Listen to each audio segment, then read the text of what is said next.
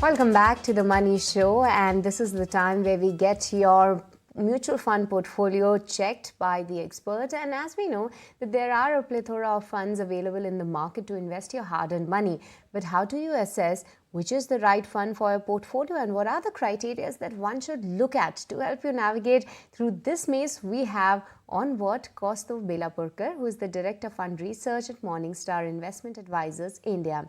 Hi, very good evening, Kaustav, and thank you for your time to ET Now. We'll begin taking all the queries, but just to give a small recap to all our viewers who are trying to connect with us, you can send your portfolio queries on a WhatsApp number that is 8657974571, or you can also email us your queries onto the moneyshow@etnow.tv. So let's move on, Kaustav. And once again, very good evening. Before we come to you, the first query is from a live caller. And we have online Prabhat from Jharkhand. Hi, very good evening, Prabhat. Go ahead. Kaustav is here with us to guide you better. Go upon and ask your question. Ma'am हम तो अपना question भेजे थे आपको. Okay. Yes, the team has your question. You want me to read that? We were expecting that maybe if there's an add-on that you want to go ahead with, but nevertheless, we'll try to take your question. And Kaustav, what he is saying that from the last 1 year, he's been doing an SIP, and he also has shared his portfolio with our team. Firstly, he has SBI Small Cap, Quant Small Cap, where he's investing SBI Small Cap, he's investing 1,000, Quant Small Cap 10,000, HDFC Sensex India Fund 2,000, Motilal Oswal Mid Cap Fund 2,000, Mirai Emerging Equity Fund, there he's investing 2,500. He wants to know that what are the long-term prospects of these mutual funds where he wished to stay invested for the next 12 to 15 years and to save some money, or rather grow some money for his child. Sure. So firstly, thanks, Shrishti, for having me on the show. And I think an interesting portfolio, and let me just break it down into several aspects about when we think about the portfolio that Prabhat has shared with us. First and foremost, it's good that he's planning for his child, probably for education or other purposes, and he's got a reasonably long-term horizon of 12 to 15 years. So that's great. But when I just look at the construct of the portfolio, it's very important to think about the context of how the portfolio is constructed, and what are some of the changes that we would look to make for this. So the first thing that stands out for me, obviously, is two things. One is obviously it is very, very mid and small cap heavy when you think about it. Obviously, by holding several small cap funds and a mid cap fund, and also a large and mid cap fund in the construct of the portfolio. Now we all know that equities is a great long term asset class. Mid and small caps even more so can be great returns or generators of the long term. But when you think about portfolio construction, especially for a goal which is as sacrosanct as perhaps the child's education, where you can't compromise on the amount that you want to save or have ready at the time when your goal is ready, and you can't really compromise in terms of time frame. I mean, if you have to fund that goal 12 years down the line, you will have to fund it 12 years down the line, come what may, right? So I think in that sense, having a much more structured portfolio approach becomes even that more important for Prabhat. And I think the first thing I would recommend is, while you would want to have reasonable allocations given the long-term approach to this portfolio to mid and small caps, currently it's in excess of about 60%. So I mean, in lieu of holding the small cap and mid cap funds, I want to bring that down to about 40% of his overall portfolio. I think that's the first thing that Prabhat should look at doing. Secondly, the portfolio that he shared is extremely skewed towards one fund, which is the Quant Small Cap, right? So 10,000 rupees out of an overall SIP, about 17,500 is excess of about 57 odd percent going into one singular fund. I think that's something that Prabhat will need to prove, and obviously in line with what we spoke about, bringing his mid and small cap exposure down. I think he should definitely look to do that, because no matter what you like about a fund or you don't, having almost more than half your portfolio in a single fund, we all speak about diversification. This is an extreme case where you need to bring that down, purely because I know the fund's done exceedingly well over the past few years, and there are reasons for that. But remember, every fund, every style will go through periods of underperformance, and you don't want to be too polarized in your portfolio towards a particular fund. So I would recommend bringing this value down to about 10 to 15% of his overall portfolio, no more than 15%. That's one thing that he should definitely look to do. In line with increasing his large and mid cap large and sort of large cap exposure, he should be looking to add either to the existing index fund he has, or he can look at some other actively managed large cap or flexi cap funds like the Mira Asset Large Cap, the ICICI Blue Chip, or the Kotak Flexi Cap, which will help bring his large cap exposure up to the desirable level of close to about 60%, like I was shared. Right. The other thing that Prabhat should definitely look to do. So he's started this about a year back. Which is great. But every year, don't stick with this current SIP amount that he has. Keep increasing that year on year. And I would say as a base case, at least 10%, if financial situation allows even more than that, so that you can build a healthy enough corpus at the end of this 12, 15 years. So definitely step up your SIPs by at least 10% every year. And you would greatly benefit from, kind of investing in equities for the long term. And the third thing, which is very, very important to keep in mind, as you start approaching your goal, and we spoke about, that it's pretty sacrosanct in terms of timing and the amount of money that should be available to fund the child's goal that he has in 12, 15 years, start reducing your equity allocations as you come closer to your goal. And when I say come closer, maybe, when there's still 5 years left for your goal, gradually start reducing your equity exposure, bring it into fixed income. And why is that important? Because we all know equities can do well over the long term, but we have seen periods, for instance, COVID, where the markets fell in excess of 35, 40%. Now, there's no predicting that an event like this can happen again. I mean, we've seen enough market periods where markets have fallen in excess of 15, 20%. So to de-risk your portfolio, as you come closer to your investment sort of goal date, reduce from the volatile exposure such as equity and move into fixed income, which is more predictable, albeit with lower returns. But that will give you a much, much more smoother ride in terms of your overall portfolio expectations and allow you to meet your goals quite, confidently. So I think these are some of the contours of what Prabhat should keep in mind when he restructures his portfolio, in terms of an overall allocation and fund level basis. Okay, Kaustav, thank you so much for jotting down that how you should plan to restructure his portfolio. But moving on to the next caller then, and Kaustav, this one too is the live caller, and his name is Nayan Patel. Hi, very good evening, Mr. Patel. Please go on. We have Kaustav online live with us, and he will answer your query. Good evening, my name is Nayan Patel.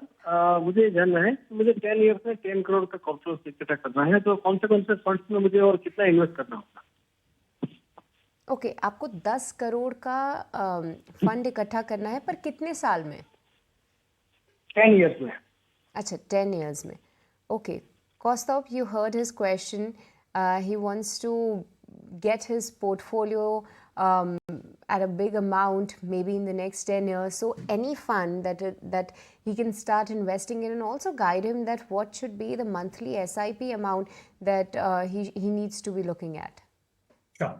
So I think, just doing some very quick back of the envelope calculations for the goal that Nayan has in terms of 10 crores over the next 10 years, after 10 years, I think, he would need to start with a monthly SIP of about slightly over about 2 lakhs a month. And with the calculation that at least a step up of 10% every year in SIP values, right? So even if you assume and build in all the buffers, and, like I was replying to the earlier question, that because there's a goal, when you approach your goal, you need to start moving away from equities into fixed income. So you will also build that into your return assumptions, right? So start with about, to be on the safe side, about between 2 to 2.25 lakhs a month. Increase that by 10% every year. And when you're about, 6 years into your investment goal, so closer to 2029, 2030, start reducing your equity allocation. So today, you can start with close to about 100% allocation, maybe about 5% odd in cash for emergencies. But again, build a portfolio, which is, the core of the portfolio still remains in large and sort of flexi cap funds, with maybe about 35, 40% in mid and small caps. And gradually, as we said, when you enter your 6th to 7th year of investment, start reducing your equity exposure. But you have to maintain that discipline of stepping up your SIP every year by at least 10%. If finances allow you more than that, great. But yes, it'll have to be an aggressive investment plan if you're starting today with a 10 crore goal in mind over the next 10 years. Okay, Nayan, any more question that you wish to ask from Kaustubh? Does this answer your query? No, I have, I just what they say. But startingly, initially, can you suggest me in which types of fund I have to start in the investment? Okay, Kaustubh, you want to And take? which fund I have to? Yes, yes. Yeah. So I would say, and like I was saying, so about 60% of your portfolio, Nanji, should go into large and flexi cap funds. So there are a few names that, which are, I think, great to start with, like the Mira Asset Large Cap, the ICICI Blue Chip, the Kotak Flexi Cap, the Parag Parikh Flexi Cap. These, will form the core part of your portfolio.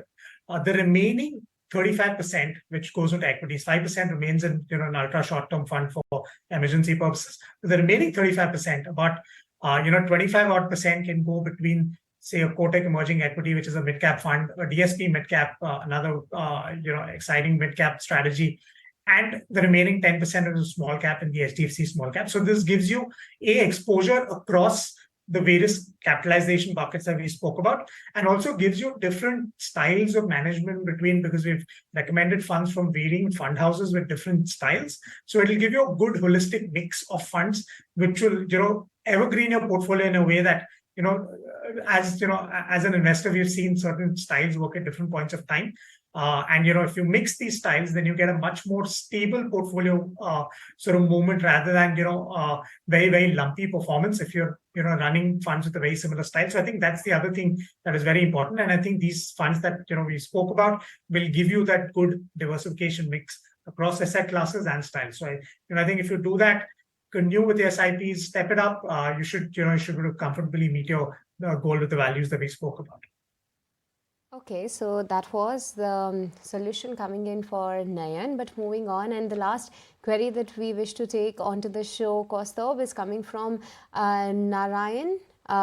He's basically from Kerala but now settled in Dubai, and he shared his query through email. He says that he's 47 years old right now and having just more than 2 crores in the mutual funds, including the SIPs, and he's also invested in IIFL, PMS combined. He hopes to make it to 4 crores in the next 2.5 years' time, with a monthly SIP that he's looking is 1.5 lakhs, and some other savings are also there which he plans to invest. His plan is to retire after 3 years and take SWP of 10% annually from this 400 crores, which means that 40 lakhs annually he would be withdrawing out of this amount, and around 3 lakhs monthly for his regular expenses. His query is, will he be able to do this without touching his capital of 4 crores to meet his regular expenses after retirement? What should be the suggestion? Yeah. Sure. I think a very interesting question. And I think there are a few things very, very important to keep in mind here. So firstly, Narayan has, he's obviously accumulated a corpus which is reasonable of about 2 crores. He wants to get it to 4 crores. But when you think about the time horizon, right, it's just 2.5 years away. So the first thing when you think about it, and he's probably going to be adding 1.5 lakhs a month, for the next 2.5 years, which would add up to another 45 lakhs. So just in terms of, if I just think of today's value plus the fresh investments that he'll make, about 2.45 crores. To be honest, 4 crores is an impossible target to reach in this time frame with whatever investment he makes. Right? And we all spoke about how equities in the short term, it's an unknown animal, right? Today we're sitting at close to market highs, new market highs. Now we don't know 2.5 years down the line, and we've seen this, year in, year out, that markets can be 20% up, 30% up from here, perhaps, if everything's good, or they could be 20-30% down in the short term, right? We don't know that. So his 2 crores could probably be 3 crores of markets are great, but it could also be 1.2 crores of markets correct for whatever reason, in the coming years. So I think that's one very important thing to keep in mind when you think about a final goal amount in mind. That you need to have a realistic expectation of where you're today and what can you potentially build it to, and also have the right time horizon, right? So I think, he will need to do a couple of things. One is probably look to extend his time horizon. So, if he's planning, he said he's going to retire over the next 2.5 years, probably look to extend that, and to be honest, probably by another 5-7 years at least, so that he's got a long runway to both saving and kind of the investing time horizon, right? And B, maybe can he rationalize his expenses to lower his goal, right? That's one thing that he can think about doing if he doesn't want to stay on working for that long and maybe prepone his retirement, right? That's one thing. The second and the more important thing is thinking about how do I use that retirement corpus. I mean, assume that he gets his 4 crores, maybe not 2.5 years, but he saves and invests wisely the next 7 years and gets his 4 crore corpus. You have to account for several things when you think about a retirement corpus. One thing is that we've spoken about getting a 10% out of this. Again, remember, 10% is not a feasible number from on a consistent basis from a portfolio where you don't touch a capital value, because you can invest in fixed income, which will at best in today's world maybe give you 6.5%. We've seen in the past was even 5%, right? Which is less volatile. But if you invest in equities, you can't draw down 10% every year. Sorry to interrupt you, Costa, but we are completely out of time in this edition of the ET Money Show. Just in one line, if you wish to sum it up, the last query. Think about a safe withdrawal rate of maybe about 3%, which means, whatever his annual expenses, it can be 3% of his overall corpus. So I think that's the that he should work with that math to derive how much he needs to save or how much he can spend in a month, depending on his end corpus. Okay, thank you so much, Kaustubh, and sorry for interrupting because we are completely out of time in this edition of The Money Show. With this, it's a wrap and it's a goodbye too from me and the entire team who put the show together. Thank you so much for watching.